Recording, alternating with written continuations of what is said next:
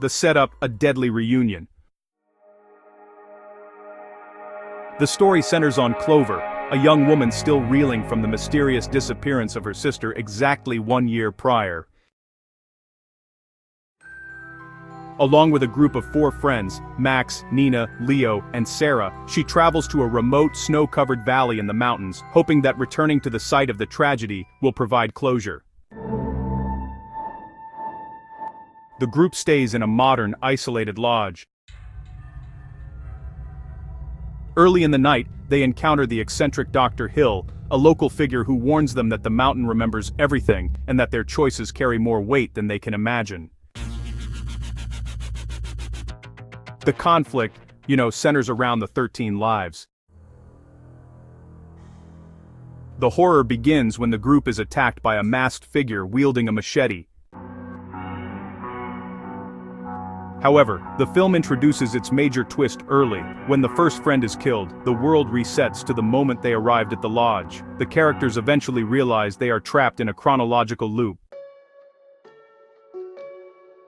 Through a series of journals found in the basement, they discover that they are part of a supernatural test and have exactly 13 attempts, represented by 13 totems, to survive until the sun rises. If they all die 13 times, the loop ends permanently, and they are lost forever.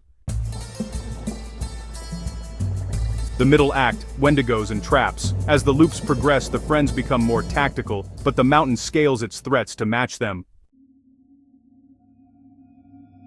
They soon realize the masked killer is only the secondary threat. The real monsters are the Wendigos, ancient, spindly, supernatural beings that hunt based on movement.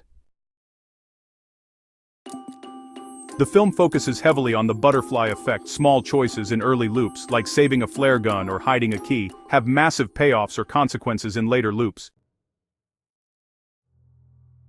The group is forced to make Sophie's Choice-style sacrifices to ensure at least one person makes it further into the night to gather more information. Tensions rise as the psychological toll of remembering their own deaths begins to fracture the group's trust. So, here we are at the climax, breaking the loop. By the final loop, which is the 13th attempt, only Clover and Max remain. They discover that the source of the loop is tied to a ritual performed decades ago, and that Clover's sister didn't just vanish, she was taken by the mountain to act as a catalyst for the cycle.